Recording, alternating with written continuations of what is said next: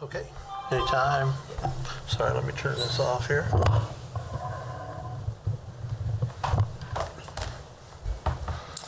Okay, good afternoon and welcome to the June 21st, 2021 meeting of the Public Works and Infrastructure Committee. I'm Tony Emerson representing District 4. And I'm Mike Padilla representing District 5. Great, and Councilman Lesser and Dobler were not able to be here today, so I'll be chairing the meeting in Mr. Dobler's absence. So the first item of business is to approve the June 9th special meeting minutes. I'd entertain a motion. Motion to approve. And I'll second that motion. All in favor, say aye. Aye. Aye. Okay, motion passes. And the next item is 2021 project updates, and I take it that Mr. Jackson? Yes, sir. And how are you this afternoon, Mr. Chair? Great. Deputy Mayor? Fine, Padilla? thank you. Yes, sir. City Manager Trout, how are you, sir? Good. Outstanding.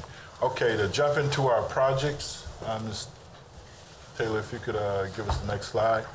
Southwest 10th Wanamaker to Fairlawn, good progress. All but 2 inches, the last 2 inches of asphalt to be placed from Southwest Mona to halfway through Southwest Kent will be done by the second week in July, weather dependent. And once we get that done, that stretch will be open to traffic moving in the westerly direction. The Kent Place to Southwest Fairlawn, which is the last phase, will be closed and reconstructed, and the completion date remains November 19th. Next project, please, ma'am. Southwest 12th to Kansas. I understand Bettis is turning and burning. They're really doing a great job out there. South Kansas to Southwest Topeka Boulevard is being prepped for placing the base right now, along with the curbs and gutter and the surface to follow. The subgrade work continues between Topeka and Southwest Western, and there's extensive underground storm sewer work that is underway right now in the Southwest Lane intersection, and some waterline work remains there. The underground utility work remains at Southwest Washburn, and we have a completion date for Kansas to Washburn of November 23rd. Next project, please, ma'am. North Kansas Avenue, the Curtis to Norris section, the curbs are in. The asphalt is being placed this week, beginning today. Some concrete sidewalk sections and entrances remain to be placed, and we expect completion by mid-July on that particular segment. The Morse to Soldier segment, the waterline replacement continues from Morse to St. John, and we're putting aggregate in this week along with curb and gutter and concrete placement at the Morse intersection, which will follow. And once the west half is done, we'll shift traffic over so that the east half of the intersection can be reconstructed. And we anticipate the completion of this entire intersection by mid to late August. The project completion date is December 2nd for the entire project, though. Next project. The Southeast Deer Creek from I-70 to Southeast 6th Avenue, the northbound lanes are completed and is now carrying two-way traffic. The southbound lane is undergoing extensive full-depth patching, and this additional work will increase the time for completion, and we're working out those exact dates right now. The contract completion date was set for July 16th, but you can expect we'll push beyond that. Mr. Jackson, if I could just ask a question on that. Sure. Is the reason there's additional full depth that was discovered, is that? I believe that's the case, right? Correct. Okay. There's a lot more full depth once that top layer Yes, sir. came off. That's Sound- what's going to delay it a little. Okay, thank you. Yes, sir. Okay, next project, Central Park Neighborhood Sort. 37,826 square feet of sidewalk have been done.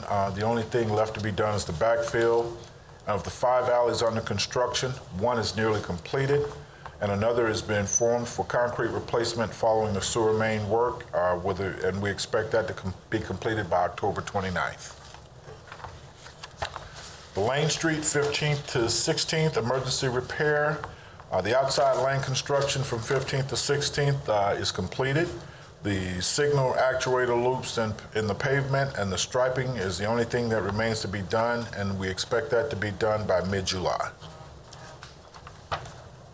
Okay, projects that are getting underway, Southeast 37th Street, The Turnpike Bridge to Southeast California, complete curb and gutter replacement on the south side. That's about 2,300 linear feet. The north side is in newer and good shape, so we won't be replacing that. However, we will be doing a complete mill and overlay, and it will be open to through traffic except for the 3 days at the end of the overlay work, and that is scheduled to begin July 6th, and we'll update you on the final completion. Northwest Furman, I communicated with Councilwoman Aldivia Alcola. I wanted to make sure to get that right. You were close. You were close, but no cigar. And Mr. Sullivan, we last spoke about this project on May 21st, at which point in time we shared with them that there was a delay in having the utilities removed. Regardless, the June bidding is going to occur on the 22nd of this week, tomorrow in fact, and we will begin construction on August 2nd, with substantial completion by October 25th and final completion by November 8th. And sir, I will send that to Councilwoman today, just to make sure she's updated. Okay, Southwest Eurus, 21st to 29th. We're scheduled to have a bid opening on the 29th of June and to begin construction on July 26th. Substantial completion is estimated at August 27th with final completion September 3rd. It's a two-phase project that will split at the golf course entrance, and the north end is going to be constructed first. Next project, Southeast 29th and Kansas intersection. The north leg will be completely replaced. Raised medians will be removed and the turn lane will be striped. The middle of the intersection will be milled and overlaid, and we anticipate construction starting late summer, early fall. Next project, 17th Wanamaker, Westport, and the bridge is in design. Both 17th and I-470 bridge to Wanamaker and Westport Drive to 17th to Wanamaker will be reconstructed in 2022 prior to the start of the Southwest 17th to McIvar to I-470 bridge project in 2023 and 24. The waterline replacement from Westport to the Days Inn and Econo Lodge hotels is also part of this, and these bids will be let in the spring. Next project, this is part of the conceptual phase. The survey for the base plans have been completed. Public engagement and outreach planning and preparations are underway and to begin this fall, again with construction in 2023 and 2024. That completes the projects that are currently underway or in design, Mr. Chair, and this list starts the projects that are under design. We have 2 pages of these. I'll give you an opportunity to review those, sir. Yes.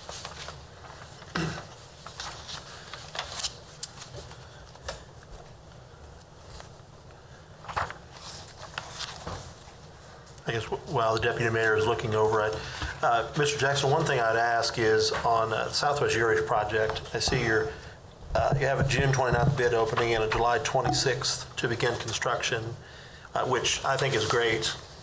My only question is I've heard from, I guess I've heard from some contractors that they've had a hard time getting contracts done in that amount of time, meaning if you open the 29th, it may be September before you get a contract. Okay. Do you know, are we doing something to be able to accelerate that? We are. I've had this conversation with our interim city engineer. You want to elaborate on that, Mr. Schreiner? Yeah, Mr. Schreiner, can we please have you come to the podium, sir? We're trying to drive those forward as hard as we can. If we can't get them through the process any sooner, then we try to walk those through. But that one is an emergency, so we have to push that one as fast as we can. I can't talk on the long duration of it, but I do know that on that one, we're going to try to push it as fast as we can because we've got to get it started and completed as fast as possible. And I understand we got an email from the city manager the other day, and maybe this was in the report, that there's a new DocuSign program the city is doing to speed that up. But I guess I have heard this is an issue. It's taken a couple months to get just the paperwork through with the contract, which I don't know where the problem is, but that's kind of ridiculous, when all the people are within a block of each other and it needs like 3 signatures. So is there, and I'm not blaming you guys, I know Right. the problem, it doesn't lie with you guys, but what can we do, I guess, to speed these things up? Well, I think Hannah's group is already working on a process to try to get that through. Hannah, did you want to maybe help out a little bit? To help speed that process up. Oh, okay, sure. So, yes, so last week we rolled out as a city e-signatures through DocuSign. So one of the historical issues that we've had, and there's been a couple other things, and procurement can speak to some of the pieces with insurance and some of those a little bit more closely as they do tie to the county in terms of our construction programs and what we require out of that. But from an internal routing perspective, we did roll out a new online form so that from the initiator, they can go completely through a process to fill out a form online, submit all the contracts associated with it, all the documents and all the supporting elements, and send it through to each individual person. These signature groups have multiple individuals for redundancy and also for coverage. So if we have individuals that are out on vacation or out unexpectedly, there's more than one individual with pseudo exception of city manager. We do have chief of staff in the event that there is an emergency, but other individuals that can do the review and or signature process. This online process has notifications built in, so if you have a document that's in your queue for more than a day, it'll send you a very naggy email to let you know you still have effort, you still have things in your queue to do. So being able to do this with a workforce that has been very hybrid over the last year should help expedite the process. It also includes some additional fail-safes in terms of required information that historically have caused the process in totality to slow down. So for example, with engineering projects or utility projects, we can oftentimes have a number of different accounts that a particular program or project is funded out of. Part of our internal review is making sure we have enough funds in that account to actually support the program. So our new form has a very descriptive and required fields that will tell you how much you're allocating to each account and make sure you have the appropriate accounting numbers and all the other necessary information to help increase the review time from a finance and a contracting perspective. So coupling some additional required fields in addition to online where you can click it from anywhere. You don't even have to be on the city network to review the documents and give your approval should help increase that time from an internal routing perspective exponentially. Just to be clear, decrease the time, right? Well, it's, yes, Okay. excuse me. Increase the speed in which we route it, great. decrease the overall approval time, yes. We spent $4.8 million and we increased the time. I'm by 3 thinking about weeks. increasing No, speed, no, not I decreasing appreciate time, that. yes. It's So- fantastic. It's just, everybody's trying to get things done and it's silly to let a job and then it takes 2 months just for a couple books to work their way around. And there are a couple other things that will slow down outside of our processes, and I will totally defer to contracts, procurement, or finance to speak on the specifics because that's their field. But in terms of getting the necessary insurance information and certifications and verification from the county, that's something external to our organization that we can't always control and does take some time depending upon the awarding of the jobs and what that actually looks like. But from an internal routing perspective, I can assure you that we are making huge improvements and we will see a very sharp decrease in the amount of routing time that it takes because we do have visibility to every step of the way and be able to track it. Fantastic. Okay. Thank you. Thank you very much. Excellent. Deputy Mayor, a chance to review. Do you have any questions for Mr. Jackson? No, I appreciate the list. I think it's very, I don't want to say aggressive, but I'm progressive. I like it. I like to see all that work getting done. Yes, sir. Thank you, sir, for the detail that you provided. Oh, you're welcome. And Mr. Jackson, I did have a person kind of ask, I guess, how much we spend on these alleys when we do them, these alleys that we repave. Right. And I'm sorry, that wasn't something I asked ahead of time. So do you happen to know? Not off the Approximately top what, of my mark. Do you know what the estimate on costs are?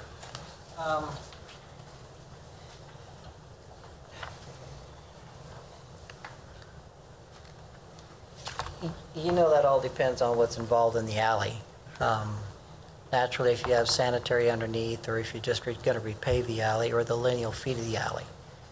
But if you're just going to repave an alley and it's a good clean alley, I could say 185. It's a pretty good number. Okay, 185,000, okay. Okay, So that gives you kind of a rough idea. okay. Thank you.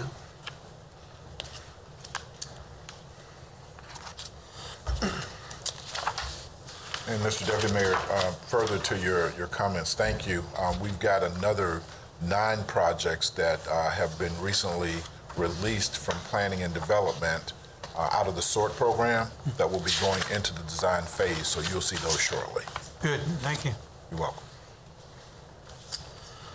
All right, thank you for that, Mr. Jackson. You're welcome, sir. The next item is the private service line connection, which, okay. Okay. Ms. Davis is going to present that. Welcome. All right, so really just here for an update. I know Councilwoman Valdivia Alcala has been very interested in this program. We've met with her one-on-one, kind of ran through this, given her the materials that we've passed out to different homeowners. So I don't want to run through the entire presentation unless you guys have a desire for me to do that again. No? Okay. In a nutshell, though, Corey is here to help answer any questions that you might have. Just from an update standpoint, when I was here in March, we had 7 letters that had been sent out, repairs that needed to be made, and that number has increased to 16 to date. In 2020, we had 13. So the numbers have gone up. I think that's mostly due to our increasing in televising of the system. However, we have also been working pretty well with homeowners, and our knock and talks and that one-on-one communication has greatly helped people be able to walk through this process of getting repairs made in a manner, a time frame that is much more beneficial to them. They understand that depending on the severity of the project, it might not be as urgent as the initial letter might imply. We have also had a couple that definitely we've had to jump on and force repairs much more quickly because it was creating some sort of hazard for the neighborhood. Other than that, unless you guys have specific questions, I will say we're ready to roll out. We've met internally. We're ready to roll out this sanitary sewer service line repair cost sharing program. We haven't come up with a quirky acronym yet to make that name shorter, but we are ready to do that. We have tossed around the idea of different income limits, but we're going to go ahead and stick with the 80% income limit right now and then see how this rolls out over the next few months if we need to make some changes there. Corey suggested that maybe we even go up to 100% just to open this up to more folks. And then her department will help with whether or not this program is right for them or whether or not they would be able and eligible to apply for the emergency repair program and get more funded for their repairs. Okay? Deputy Mayor, any questions? No, thank you. Okay, thank you. Ms. Davis, if I could ask you one thing real quick. Yes. So you're televising them, the ones that have to be replaced, are they just the ones that are protruding in? They could be protruding in, they could, it could be just completely full of roots where that Y has been Okay. broken off, something like that. Okay. Yeah. Okay. It's not always a protruding Y, but occasionally it is, yes. Okay. Okay. Thank you.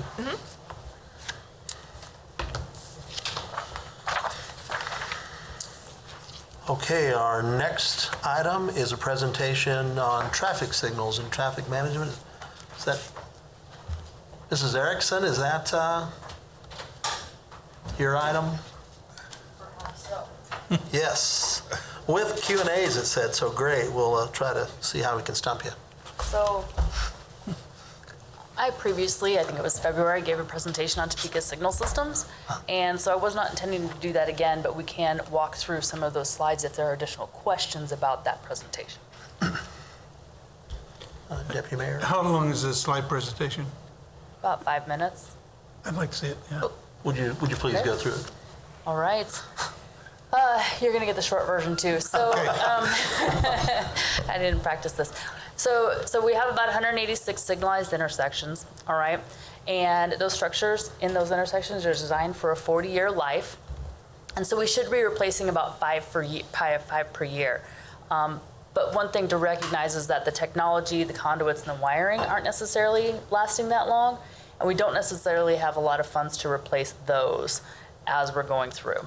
And then along with those signals, we're not just replacing the signal pole and the conduits and the electronics, we're also updating the sidewalks and the PED push buttons to meet ADA requirements. So there's additional things that go into all these signals, and some of those requirements have come along over time in the last 10 or 15 years, and it's caused the cost of signal replacement to kind of go up. So our current program, we have $885,000 per year set aside for that. If we were going to do 5 intersections per year, we would be able to spend $185,000 per intersection. However, our most recent intersection costs are closer to $275,000. Okay, next slide, please. This is just a quick picture of that I can't see either. What do you want? What do you need? Yeah, What hold on a number? second. There's a couple different slides here. So the amount of money on the low end, that's the amount of money that we're spending per intersection, and that's in the last 10 years, the last 5 years, and then the last 4 projects as of February when I created this slide. So you can kind of see how the costs have gone up over the last 10 years or so, and that's what the lower bars are on the far left. The costs so what would our program costs be if we're going to based on those, replace 5 intersections per year? And so if we use the last 10-year average, you can see the light blue on the left of the middle there. The gray is if we use the last 5 years average. And if we use the average of the last 4 signal projects, I think it was can anybody read that number? Which one? The one all the way? The dark blue in the middle. 1.3, That one right there. 830,000. 830,000. So that's about where we're at, except that we're not replacing, we're only replacing three per year at that price. If we were going to replace everything within 40 years, we'd need to fund about $1.4 million a year, which I don't think anyone wants to spend. Next slide, please. The problem is that we're not on a 40-year replacement cycle. And you might say, is that because of funding limitations, or are there other reasons why we're not on a 40-year cycle? And I would say that there's a lot of variables that go into whether or not we replace the signal, and that we can consider some of those before we talk about increasing the funding that we put to our signal replacement program. Next slide, please. All right, so on the far left, there's 4 sets of bars here, and the far left basically says if we're going to spend $500,000, that we could maintain, what is that, 44 or 46 signals. 66, I believe. Yeah, 66. That's 66, good. I'm glad you guys can see that. 66 signals. So we could replace 66 signals over a 40-year period if we fund $500,000 a year on today's numbers. But that also means that we need to remove 120 signals from our system, okay?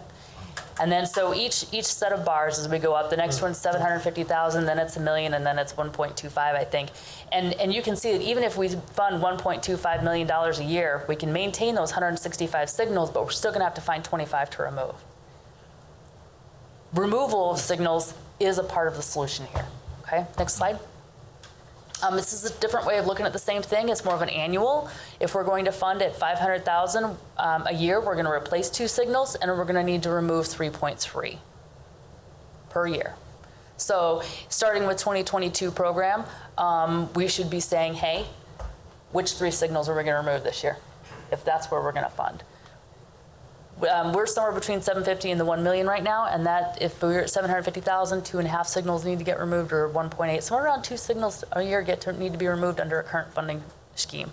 And that's important to note, because that means each year we're going to say, hey, these are the 2 signals I want to remove. So I'm getting doing studies, warrant analysis studies right now on several signals to see if any of them are warranted for it to need in place. As they get older, we can maybe find projects that are coming along or what have you and get them removed. At the moment, I'm looking in downtown. So next slide, please. Again, there's lots of different ways to handle intersection traffic without using signals. Some of them tend to be pricey. We have lots of different kinds of intersection designs that tend to take quite a bit of right-of-way, but they can process an awful lot of traffic. Roundabouts are a great one. They actually improve safety. The number of crashes may go up, but the severity of those crashes goes way down, and we usually don't have too many fatalities in roundabouts. And so that's something really to consider when we start taking a look at systematic safety data, which we're doing also for our program. Eliminating signals that are primarily for peds and putting in a pedestrian crossing and keeping two-way stops is one way to do that. We've done that on a couple of signals in the last 10 years. Or adding medians and preventing turns are some ways to handle intersection traffic and remove signals more aggressively. And it's something the city really needs to think about. Next slide. And that's kind of just what I went through. Intersection capacity, how we choose. Oh, this is just a slide to talk about how we choose between some of those other choices, whether we go roundabouts or different criteria. Go ahead and next slide. An update on the signal replacement program. 10th Street, Washburn and Lane are in 2021, 21st and Randolph. And then you can see that I'm studying 9th and Quincy, 7th and Jackson, 5th and Jackson, and 4th and Jackson, and Huntoon and Tyler intersections for removal. So.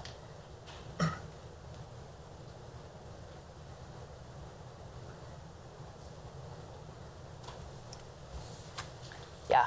So I really wanted to leave you guys with the note that we currently fund a 100 intersection system, and we have 186 signalized intersections. Sorry, so if I may ask, those figures you gave, is that per like a signal arm, or is that per intersection? Intersection. Those are intersection, right? So most of our intersections are four-legged intersections. So you've got anywhere between 2 and 4 poles, and typically 3 to 4 mast arms. So when you do this, that'd be removing all from an intersection, right? When you Yep. Okay. And putting back some other kind of traffic control. Sure. Yeah, like I think of 4th and Jackson, or not 4th, maybe 5th and Jackson is one to me that I always kind of scratch my head. Like, why do we have a We used to have signal the here? police station there on the corner years ago, so maybe that's why there was a. Could be a holdover. But now it's just a lot of damn waiting for no for reason a lot of the time. But yeah. how much does it? And I'm sorry, I know you may not have these off the top of your head, but what does it cost to maintain a signal intersection per year? Do you have any? After it's built, you mean? Yes. You know what? I don't have the answer to that. I'm sure that traffic operations does. And I guess my question, where I'm kind of leading with this is, at what point does the savings in maintenance, might reduce some of the pressure to get down to 100, for instance? Because at some point you don't need to spend as much on maintaining as you're reducing your count. I would think too, now that we're using LEDs in almost everything, the cost of maintenance is going down, right? Well, the cost of electricity is going down, Yeah. but I don't know if the cost of maintenance is going down. They're still required to check those. They have to go do a full assessment of those intersections. They were doing twice a year, and as of last year, they moved to once a year, where they clean out the cabinets and double check everything's working like it's supposed to. But they get maintenance calls all the time, and they're running around, and that can be hit or miss as to how much they're spending on each intersection. I'm not sure that they have it broken down that deep. Okay. Deputy Mayor? And Christy, you said that we're funding 100, Yep. but we have 186 Yep. intersections. Yeah, another way to say that is that it's going to take us 60 years to replace all of our signals rather than the 40 that we need to. And when you start considering that structural damage can happen in that time when we're using those signal poles far longer than their life is intended to be. I know that there was some assessment, and 3 or 4 signals had some serious cracks in them that they had to fix before I started. In that year prior, there was some emergency work to get done just to get those to get by. So keeping on our signal replacement program is very important from a structural perspective. But being able to actually fund some of those software and technological upgrades in the meantime is also very important to traffic flow in town. So, and that's really not being considered except for when we replace signals entirely. And I don't know if this involves the same funding, but the city, I believe, has went to more of owning our streetlights on a lot of these projects. They're part of the project, and I think they're city streetlights then. what does that do to our costs, I guess, as well as our long-term, both our cost immediately as well as our long-term cost? Is there a reason we made that change, and should we have made that change? And I don't know the answer to that either. I think that the overall cost of the streetlights comes through streets department, and Dwayne may have some information on that. yeah, and maybe there's a great reason for it. I just wondered if anyone has evaluated that because, it seems like we already have more than we can maintain, and now we're adding stuff. Every project we add our own lights now that we have to maintain. Keeping in mind that signals and lighting are different. Sure. Okay. Yeah, but Yeah. yeah, all the same pot of money in a way. Maybe. The signal replacements program doesn't really get into lighting except for that we do add intersection lighting into Sure. those signal poles. I think when you're talking about the cost to maintain, it's really not where I'm coming from. It's the cost to replace and make sure they're operating efficiently. Right, and my only point was at some point, as you reduce the number you have, you can start taking money, hopefully the maintenance has also gone down. Gotcha. And now maybe you can afford There can be 130 some recoup. intersections instead of 100, yeah. Potentially. Yeah, so, okay. That's all. City Manager? All right. All right. So next up, I was told there were an awful lot of other questions about Yes, other things. yes. So let's do a Q&A, and I'll Okay. try to handle some of that just with a real informal conversation. Deputy Mayor, want to go first, or? No, go ahead. So, yeah, obviously on our thing here, we have speed bumps, pedestrian crossings, school zones, and you've already talked about signals replacement. So, probably the number 3 or number 4 call I get in my district is people are going 100 miles an hour down the street, or we have too many stop signs, we don't have enough stop signs, we want speed bumps. I guess, So can you generally tell me when and where we put those and what you can and can't do in neighborhoods for things like that? Okay, so I'm going to back up because there was an awful lot of questions in there all at Yes. once. So I did talk about stop signs and intersection controls. Was it last month or the month before? And what I tried to explain was that there are requirements for installing intersection controls, period. And they come from MUTCD, and some of that decision-making is based on my experience as well. So stop signs are not meant to be installed for traffic calming purposes, period. There are volume and crash requirements for when to install a stop sign. Yield signs are a little less restrictive, and they can be installed with judgment. However, it's typically not appropriate to do that for traffic calming purposes either. Yield signs should be placed when you really have a need for one direction to yield over the other, like you're getting close in volumes, or you have a significant crash history that might be solved by a yield sign. And what I didn't address during that time necessarily was that we have, now the number is escaping me, but it's a significant number of uncontrolled intersections in town. And those intersections are actually very important. You get far fewer crashes at uncontrolled intersections, partially because we only have uncontrolled intersections where there are low volumes and low speeds, so residential type roadways or sometimes some commercial areas where the volumes are still very low relative to any of the arterials that are around town. So they get very low crashes. It's very hard to find a crash history for an uncontrolled intersection typically. People tend to approach them cautiously. The other thing is traffic flow. If you've got your neighborhood and you think of those intersections where you have stop signs or yield signs and you're like, nobody's ever here, why am I stopping? What do you end up doing? You end up rolling through it. And a lot of people do anyway. And yield signs too, slow down, take a look at it. But that's how we're supposed to approach uncontrolled intersections anyway. But because of the traffic flow and crash benefits of uncontrolled intersections, we really want to maintain our uncontrolled intersections. We don't want to get them signed because that can degrade the operations in the area.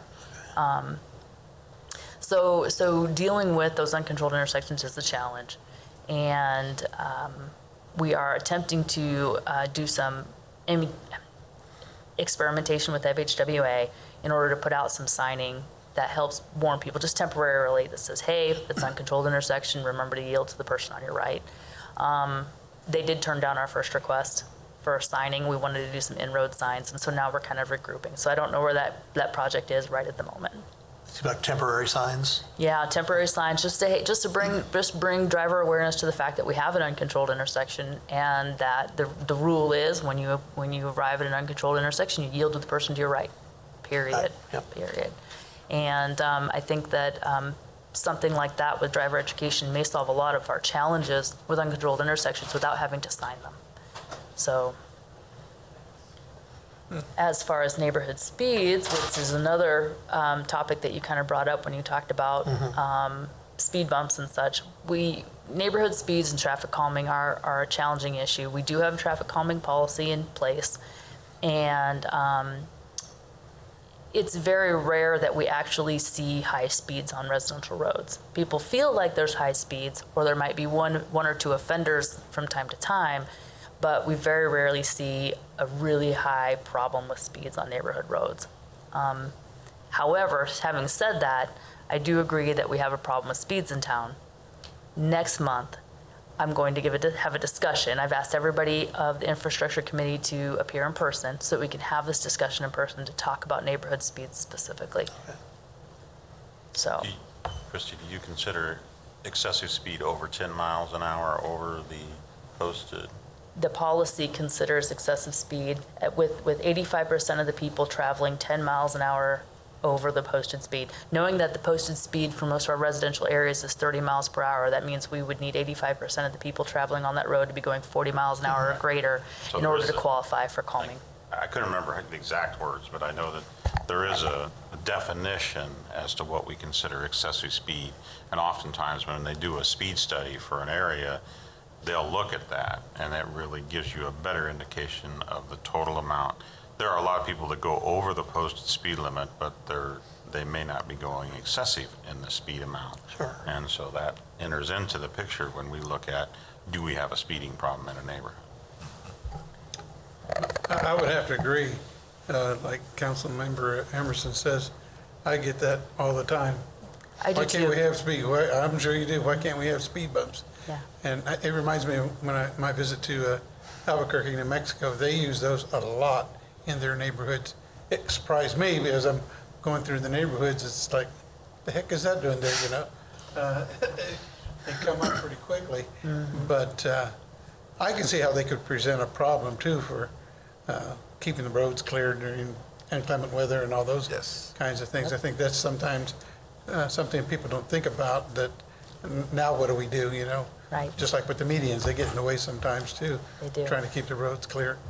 But I understand their concern, because when you're sitting on the porch and you see a car zip by, your estimate of the speed may be, in your mind at least, higher than what it actually is. But I know where I live, you could put a starting gate and a checkered flag on it, because I can hear the cars at 29th and Burlingame just revving their engines, and as soon as that light changes, they're off to the races. And I've seen a couple of them go airborne, going east on 29th Street when they hit that hill, just before they get to Topeka Boulevard. I mean, they're going that fast. You can see that just enough to get it up there. They like topping that very top speed. And that's not a neighborhood per se, but that's a main drag. And I've seen some people over there at Brewster Place. It's like they're taking their lives into their own hands by trying to get Trying to get out of there. across the street. Some of the golfers, they try to cut back and forth. And I tell them, no, don't do that, you know, because just go to the light, walk, because you're going to get nailed out there on that. And something like that, you know, like a big road like that, I don't know how many thousands of cars go through that intersection on that roadway during a week. But again, you put a speed bump on that thing, it's not going to make I don't think a whole lot of difference, to be honest with you. I would say that when it comes to arterials, we really don't have a whole lot of tools available to us to slow down traffic. So I think you'll appreciate our discussion next week. I do want to put out that when you talk about a resident sitting on the porch and how it appears, I wouldn't say that those residents are necessarily wrong in how they're No. gauging speed. I would say that there is an idea of what we feel like is a safe speed to drive in a neighborhood. When we're sitting on the porch, we think that speed is one thing. And when we're behind the wheel, we think that speed is something else. And that's an important thing to understand in figuring out how we're going to move forward. I like the term traffic calming because from my experience, I'd sure like to see some of that happening anymore. I'd just sit at a light when it turns green and wait for that last car to run through that red light as they're trying to make it through there. Well, I would have to say that if City Council was wanting to discuss red light running cameras, we would be open to that discussion. Yeah. I saw a real crazy guy last week, motorcycles running through red lights. I thought, man, Yep. that's really crazy. Yeah. Yeah, it is. Okay, thank you, Christie. Yeah, thank you very much. Any other questions? I don't think so right now. Okay, thank you all. Thank you. Okay, our next item is discussion of sort alleys. Mr. Jackson? Sort alleys. That's what I have on my, maybe Is that's. that you, sir? Yeah, city manager. This was okay. actually put on by Chief of Staff Cochran, Okay. and he wasn't able to make it today. I'll cover just the basics, and then these gentlemen may be able to add additional information. One of the things that we looked at when we went through the budget process is there was additional money that was in the SORT funding for one of the NIs. Was it North Topeka East? I can't remember exactly which NI. East Topeka North, I had it backwards.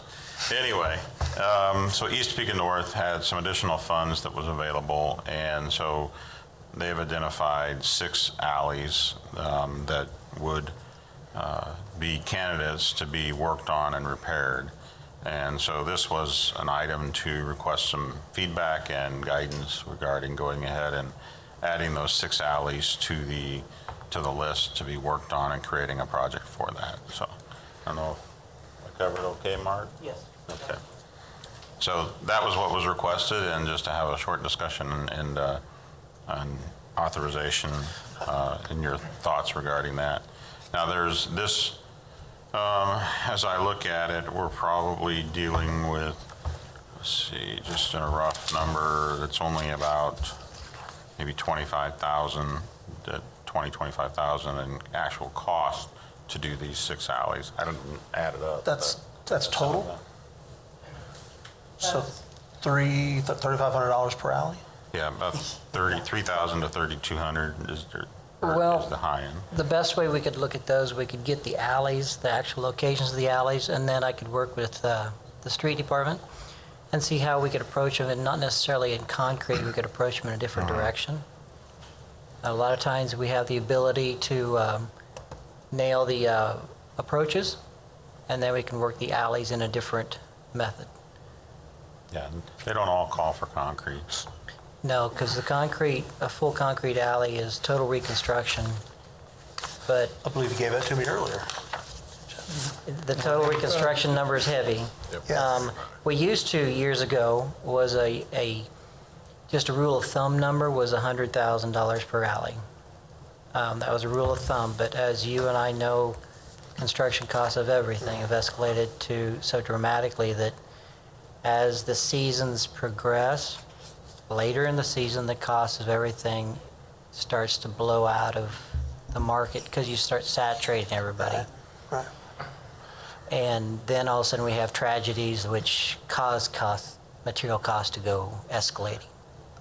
So I guess I must have misunderstood something. City manager, you said 6 alleys and you did $20,000 to do Well, that was 6. the numbers that I had received from Mr. Cochran. Now, I don't know if that dealt with, Is that maybe just the engineering costs or? I don't know. No, I didn't get a breakdown of the costs per alley. Yes, that sounds like a Not great sure where deal. that came from. Let's do it. Yeah, if you'll do it, No, Out of no, Emerson? no. We're gonna start requiring engineers to have bid bonds. Oh. That's a new. oh, Yeah, and I wonder engineers if this estimate, was you just get the repair job. cost. I mean, it might be that this is just adding rock or something along those That could have lines. been. Oh, Mr. Trower? Yeah, Chief of Staff brought that up to us, and at first, we thought it was concrete alleys over there. And so we went over and gave a list of concrete alleys, working through Mark, come up with a price, what it would cost for the 6 or 7 concrete alleys. Then he came back and wanted aggregate alleys. And so we're the ones that chose those 6, or Todd did. So this. And then we gave them the cost because they're wanting to remove the chips, from what I understand, and put AB3 in them and try that. That's what we understood, but we're not 100% Yeah, sure. so yeah, this makes sense. This is an aggregates number versus a concrete.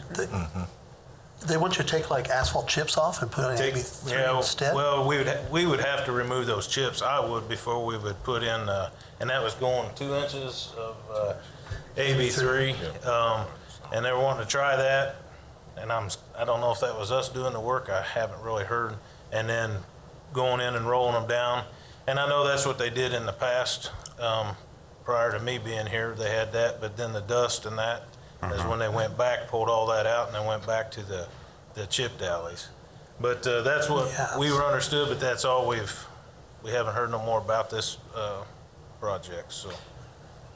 Yeah, the things that we discussed, Tony and I, and previously discussed, is we can provide the approaches and then convert those into an aggregate alley. I necessarily wouldn't want to make them a full AB3 alley because, as Tony's indicating, that as it gets to be 100 and 120 degrees out here, that's going to be a dirt alley. This is going to be dusting everybody up. I don't have any issues with a asphalt aggregate alley, but we could find some kind of even a binder we could add to it that would help, kind of a glue, kind of a binder to that help hold that down. I know they've got a terminology of something called dirt glue, which is kind of a funky term, but it literally is the similar term that I'm trying to use. Yeah, binds the particles together. So. Exactly, just like the binder they use in asphalt. And I think that'd be a good direction that we could go to give us a stabilized alley and conditional alley. Sure. I think what we need to do is, I think what we've got is 2 components that were started, and I'm providing you what was the aggregate part that I remember and have an email that references. I don't think we have the other part. I think what we were looking at, though, based on some of the things that came from that from that NIA, as their discussions of need, utilizing this leftover money is really what we're after. Sure. Is getting some authorization to move forward and use that funding in a method that supports that NIA and their wishes with regards to.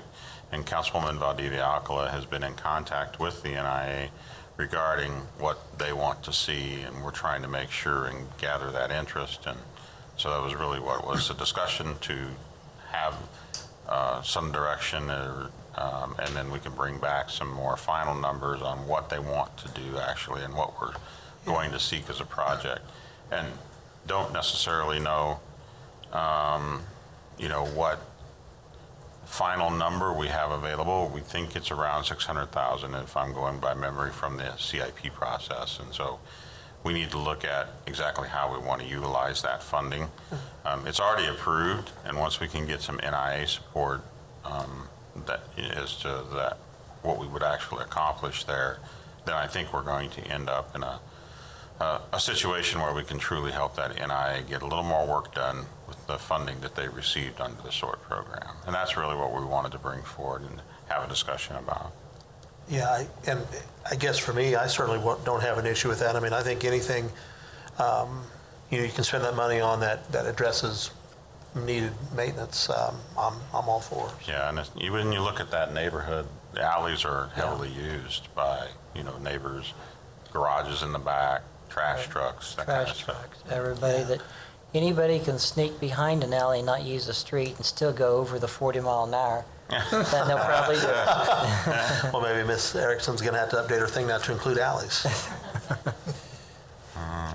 Okay. Okay, so that's, I don't really have anything else. I think we're going to have to continue to work on developing a more comprehensive proposal as to where we're going to spend that money. I do like, as interim city engineer stated, I do think we should look at those admixtures. Those, you really can. They can do some pretty incredible things now for minimal cost. You can almost have a concrete or asphalt alley just by using some of that.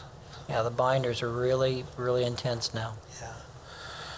All right, well, I'm Deputy just Mayor, cu- any yeah, I'm questions? just I'm cu- sorry. Thank you. I'm just curious, the alleys, are they in a fairly concentrated area, or are they just spread out throughout that NIA? Pretty concentrated, but it's just like, how do you want to depict our streets? You can't really say it's concentrated, it's throughout the whole citywide, where you have some streets that are just perfect, some are just destroyed, but they're really citywide scattered. So that's just kind of the way the alleys work. Okay. And it's usually the way the traffic flow of the traffic trucks, their pickup and discharge is. That's the ones that are getting treated the hardest. Yeah. But Well, I was just curious to ask because when you make those improvements, I think the impact that you can make in a neighborhood seems to be more meaningful when they can say, okay, this whole area now has been really revitalized, refurbished, and looks good. It just, I think, adds a lot of pride to the neighborhood. So I think that's a good idea. I'd be supportive of it. And definitely, if we can come up with, if you stay within that ANIA and you can consolidate them, you'll get a better price. thank you. Okay, thank you for that. Thank you, Mr. Schreiner. The next item is items from staff. Staff have any other items? No, sir, Mr. Chair. I'd just like to make one comment regarding the traffic engineering piece. Mrs. Erickson came up and gave you a very brief but detailed explanation of traffic engineering. We are working now on a new program for them. It's a system that will allow them to prioritize those traffic-related or traffic operations-related projects, and all others put in a queue and get to them as they rise in priority. And as a result, you, Deputy Mayor, you may send an inquiry to us for traffic engineering, and we may send you a message back and let you know that we will get to it within a date certain period. But that is because we are focusing on allowing traffic engineering to speak to those things which are specifically in their wheelhouse and that they should be doing that are traffic engineering related in an effort to try to save our personnel. We've been working them to the bone nearly. And a couple of weeks ago, Christy came to me and asked me if we could try this program, and I sent it forward to the city manager, got his blessings, and we're now working that program, and I think it's giving them some relief, but most importantly, it's giving us a quality product. That's important, yeah. Thank you for that addition. I appreciate that. You're welcome, sir. Thank you for that. So the next item is items from committee, and I do not have any items. Neither Deputy do Mayor, I. do you have any? Okay. Well, no other items? Okay. Well, in that case, our next meeting will be July 9th, and we're hereby adjourned. Thanks, everyone. 9th or 19th? 19th. Did I say 9th? I'm sorry, 19th. Can I switch those contracts?